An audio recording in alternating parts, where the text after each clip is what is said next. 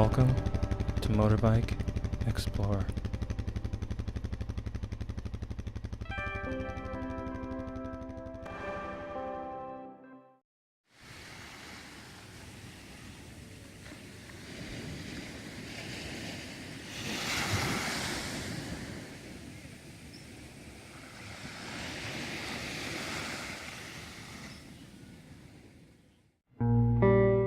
Picking up from the last episode, I had finally reached the border with Costa Rica. The area was very busy with trucks, cars, and buses, but with the aid of a fixer, I made it through quickly and finished the day in La Cruz, where I'll be spending just one quick night.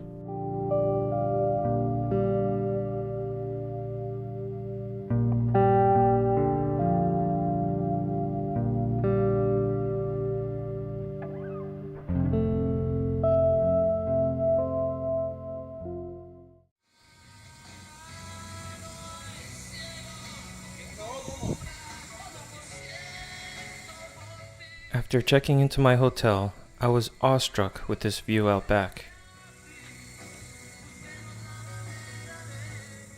My guess is that the rest of Costa Rica is going to be breathtaking. And after waking up the following morning, I can also see that it's going to be very wet.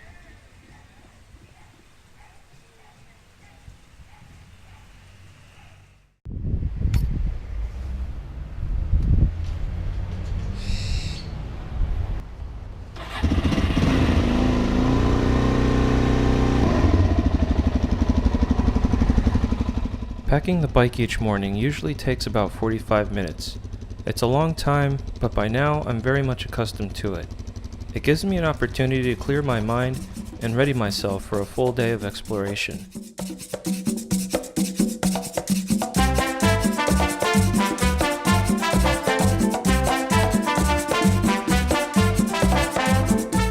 However, before I can start exploring, I need to fill up the gas tank.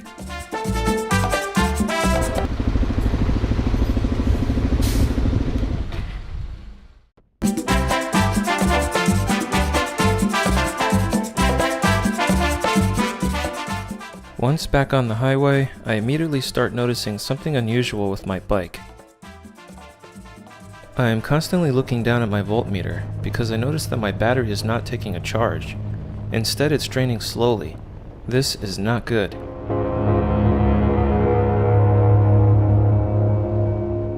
My voltmeter normally reads anywhere from 13.2 to 13.6 volts, but it's now reached slightly below 13. So this means I most likely have a failed alternator. The alternator is responsible for keeping my battery at full charge. Without it working, I'm just draining the battery, and once the battery is drained, I'll be stuck on the side of the road.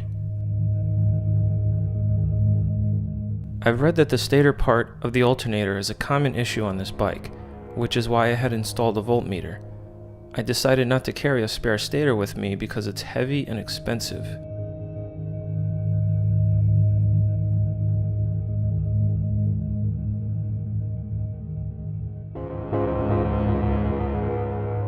I keep staring down at my voltmeter in hopes of the problem going away, but it's only getting worse and worse.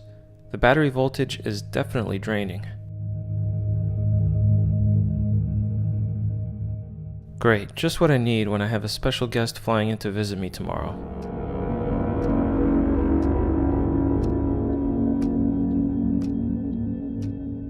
It's about a 2-hour drive to my next destination, and I could see on my GPS that Liberia is a pretty large city, so if there's any chance of finding a decent motorcycle mechanic, it would be there.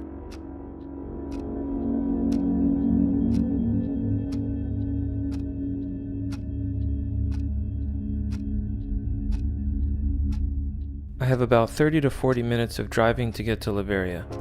I keep staring at my voltmeter, and each minute feels like an hour. Not only that, this highway is plagued with construction, making the pace a lot slower.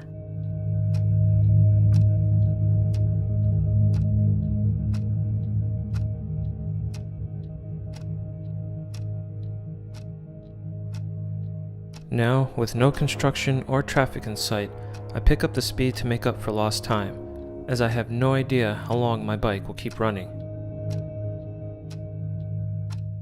Glancing down at my voltmeter, my battery is now down to just 10.9 volts.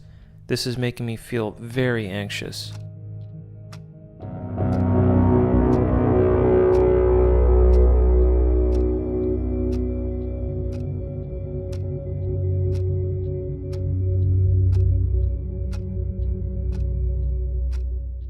Okay, I see auto parts stores, but no motorcycle repair shops yet.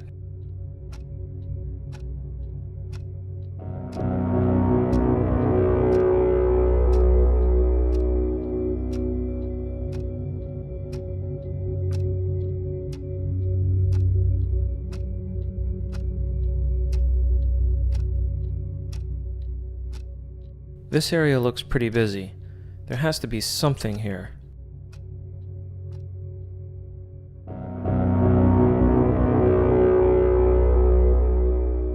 Oh, finally a motorcycle shop. What a relief.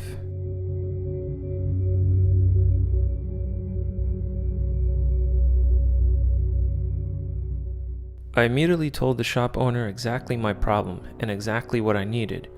He told me that it's possible to get the stator repaired here, but I'm not too confident that will work out long term. I'd rather have a new one in my hands.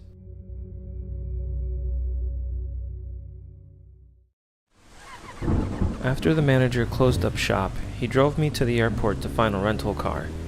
I rode on the back of his motorcycle, at night, and in a thunderstorm. It was my first time on a motorcycle as a passenger. As soon as I got the keys for the rental car, I headed to my hotel on the coast, getting lost along the way.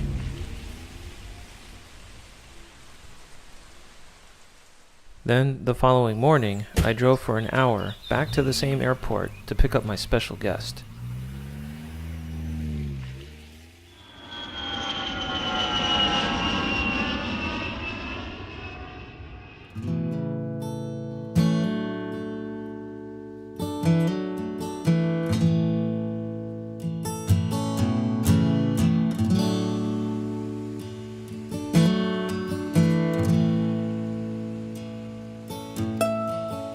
It's been a few months now since I've seen my family back in New Jersey, and although it would have been nice to see my whole family, seeing my mom made me feel like I was home again.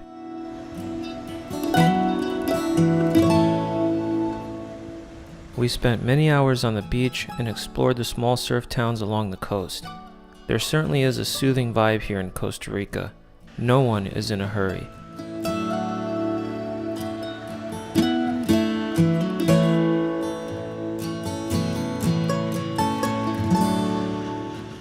We watched the sunset together and just enjoyed each other's company. We got caught up with each other's lives and were very content with the slow pace here, which is just the opposite from where we come from. We also had adventures of our own. We had an amazing time on a riverboat tour in a nearby national park where we made new friends by bribing them with bananas. And my mom also experienced firsthand what it's like to overland in a foreign country.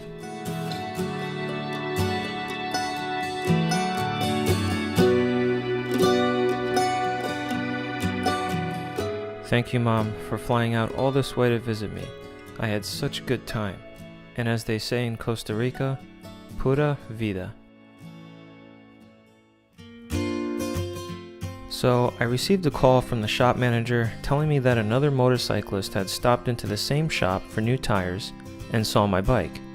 He was on the same model as mine and even had a spare stator to lend me. Unbelievable. Thank you so much, Brent, for coming to my rescue. The new stator was quickly installed and the bike was ready for me to pick up. I wasted no time and got the bike back to the hotel. Say hello.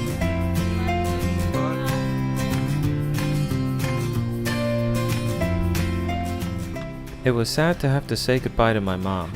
I had such an amazing time and I didn't want to see her leave. But she needs to get back to work and I need to continue with my journey.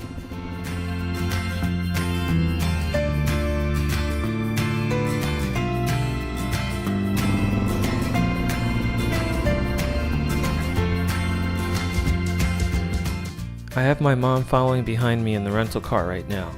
It's a manual transmission, and although she's driven a manual before, I had to give her a quick little refresher lesson when we drove to pick my bike up. She's the best.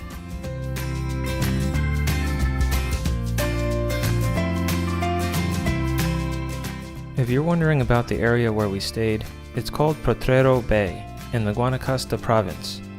We chose Potrero Bay because of the cheaper hotel rates, oceanfront views, close proximity to national parks, and the amazing nearby beaches and surf towns.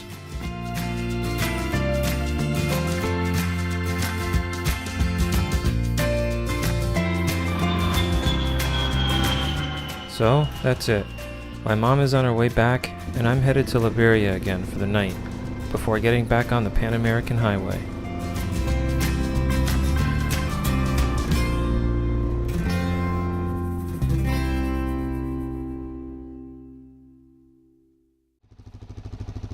I was so exhausted last night. With such a limited time here, my mom had so many activities planned for us.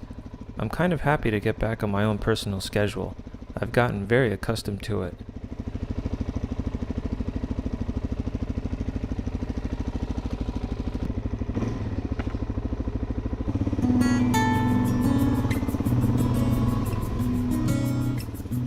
Hopefully no breakdowns today. I don't want to spend any more time in Liberia.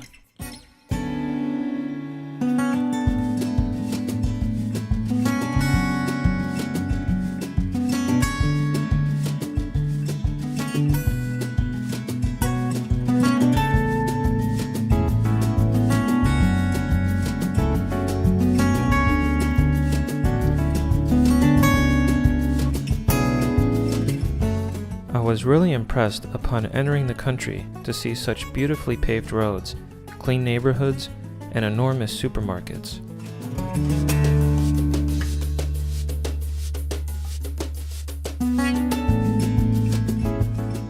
I later discovered that Costa Rica is the most touristic of all the countries in Central America. To me, that means outside currency making its way in, and more jobs to support the economy. Costa Rica's economy is also supported by sectors in finance, corporate services for foreign companies, pharmaceuticals, and of course agriculture, with coffee being a strong export.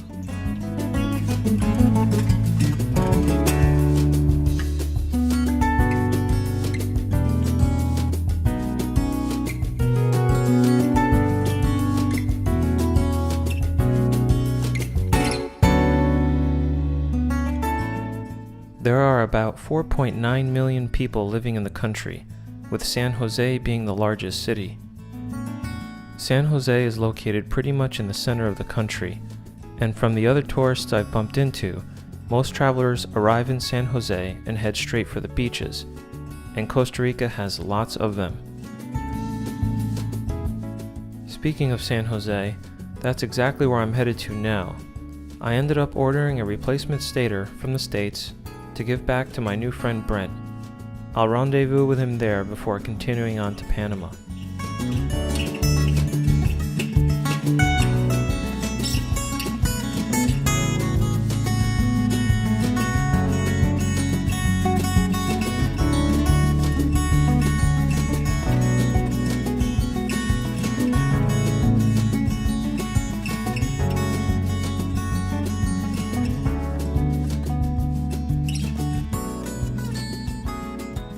Finally made it to my hostel. What a long week.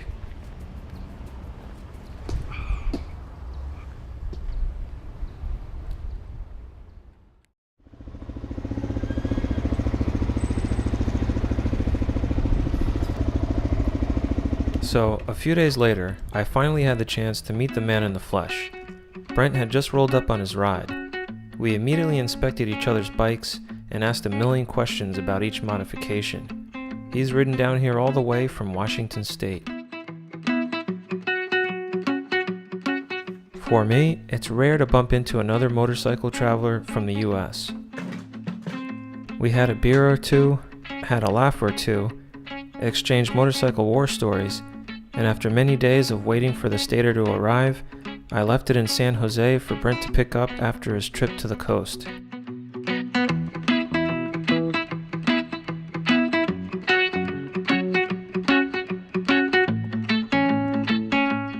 Now that everything was back to square one, it's time to head out again. I'm going to tour around the city a bit before continuing south towards the Panama border.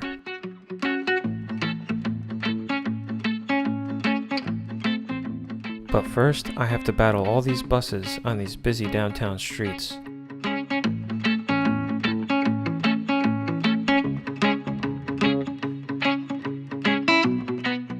This city is massive. There are about 2.5 million living in the metro area of San Jose, which causes a lot of congestion in the city center. I'm just glad I stayed at a hostel near the outskirts.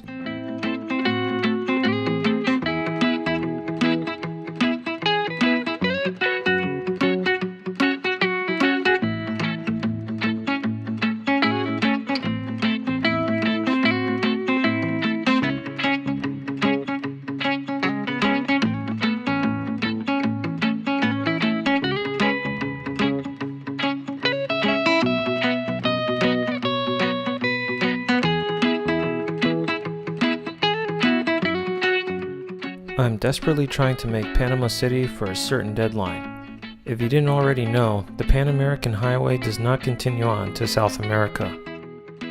The highway literally stops in Panama and doesn't continue until about 75 miles or 120 kilometers later in Colombia, and in between is nothing but dense jungle and treacherous terrain.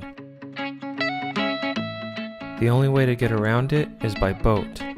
So my boat will be leaving soon and I don't want to miss its departure, which leaves me missing out on a lot of other coastal towns I would have liked to visit here in Costa Rica. Although I'm not too disappointed because I'm really excited to get to South America and witness firsthand the beauty of the Andes Mountains.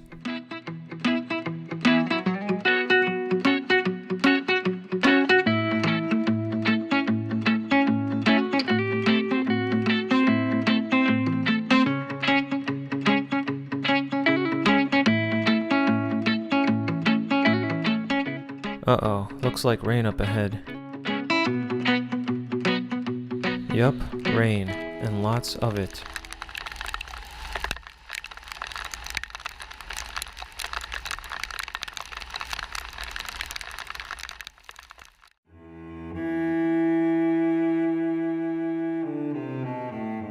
I'm headed to my last destination here in Costa Rica at the town of Agua Buena. It's very close to the border crossing that I've decided to take.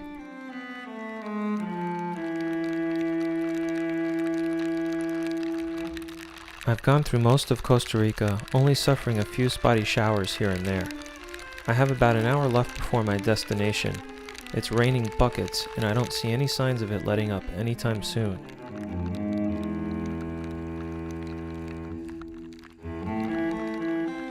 The cold water is starting to penetrate my jacket, pants, and boots.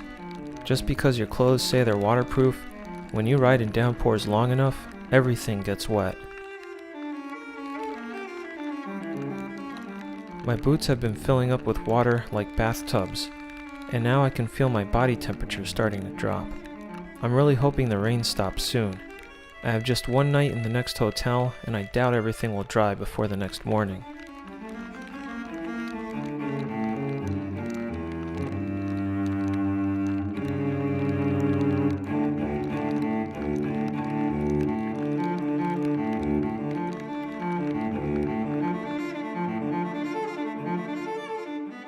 Finally, the rain stopped.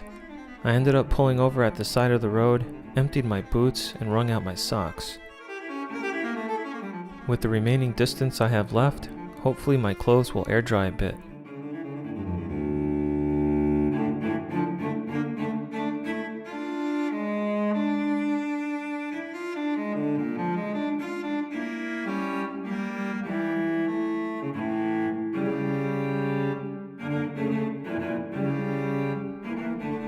Alright, I made it, and not a moment too soon.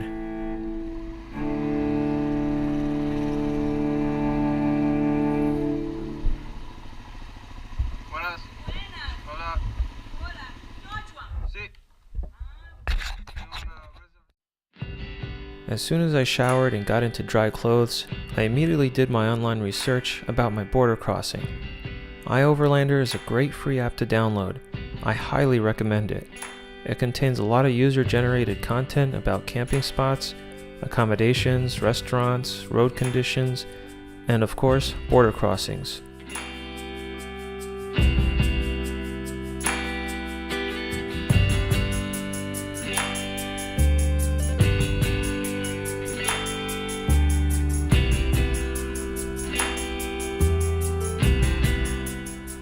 Well, this is it. The Costa Rica chapter is about to close. There was definitely no shortage of excitement.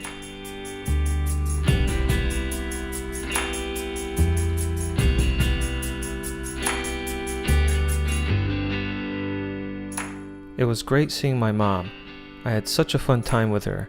She's really adventurous, and I think I definitely inherited that quality.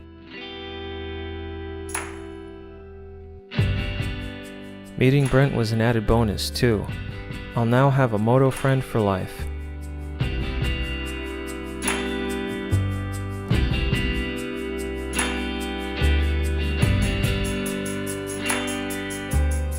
I want to thank you all for joining me during my ride through Costa Rica. There's so much more to this grand adventure, so please be sure to stay tuned. If you want to be notified exactly when there's a new episode, don't forget to subscribe.